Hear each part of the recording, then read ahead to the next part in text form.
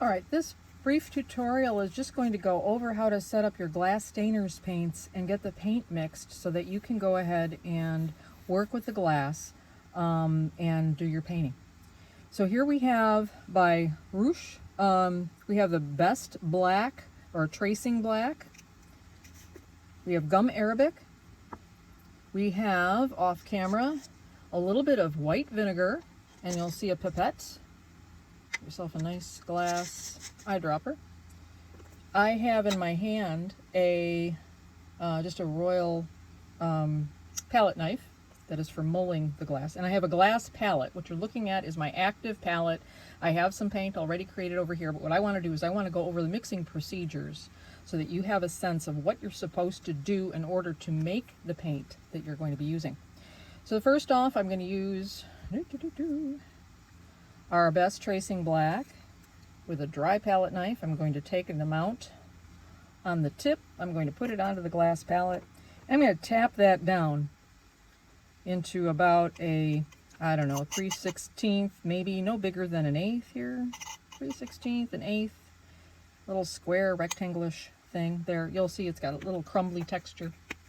At least it's crumbly right now in my humidity. I think I have 110 humidity in the room, which is not going to work to my advantage. Then we have our Gum Arabic. Oh, by the way, all of these materials have chemicals in them. Use a dust mask when you're using them dry. You know, take precautions in your studio. Wash your hands. Do not eat when you're in the studio. Just be careful. And if you see, I'm taking ever so little of the Gum Arabic, and I'm taking it on that palette knife, and I'm just going to tap it, sprinkle it. And again, if it was less humid in the room, it would go down more powdery. You want to see the color of the paint underneath.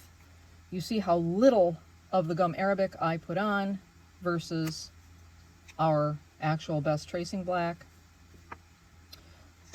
So that's what we want to do. We just want to coat that just a little bit. We're all tapped down. Now what I like to do is I like to chop that material in.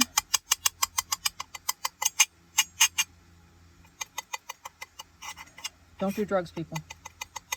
Don't do drugs. Okay, so I'm just mixing it in so that the powder is distributed evenly in here. And now I'm going to take some of that white vinegar. I'm going to put it next to my pile of paint, and I'm going to take my palette knife, and in circular motions I'm going to work that in.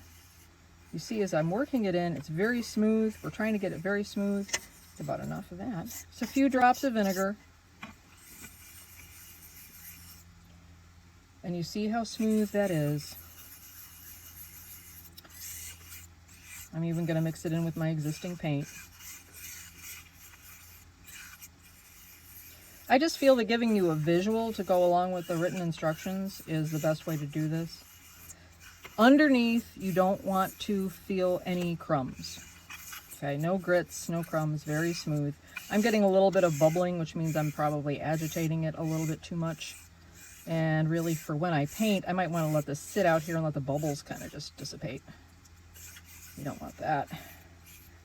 Now, the real trick here is to know if you've done it right is when you grab your brush, and these are royal long hair, I believe they're sable, in different lengths, I'm sorry, in different widths. This is a number 1, this is a number 3. Think of watercolor brushes, good watercolor brushes. Nylon won't do as well. Hog hair bristle will not do as well. I'm going to roll my brush into the medium, picking this up. And when you know that you've done it right, I have a cleaned piece of glass here. Doesn't matter what coefficient of expansion it is, which is the lucky part. And now I'm going to go ahead and do my tracing. Excuse me. I have some lavender to paint here. That's my goal for the day. I'm sorry, my are getting in the way.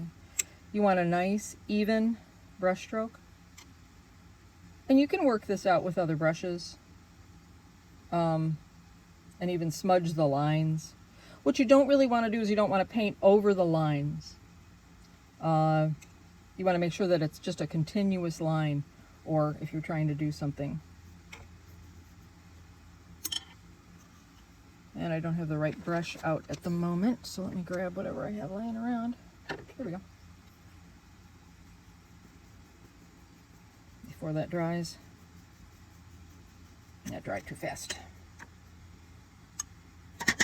That's just vinegar. I'm just going to work that in a little bit. Because what I wanted to do is I wanted to get a soft edge here. There we go. Not too picky.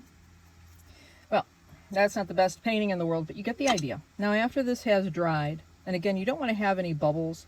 If the mixture is too thin, it'll turn gray right away. You want to get a nice, thick, opaque black line in your work.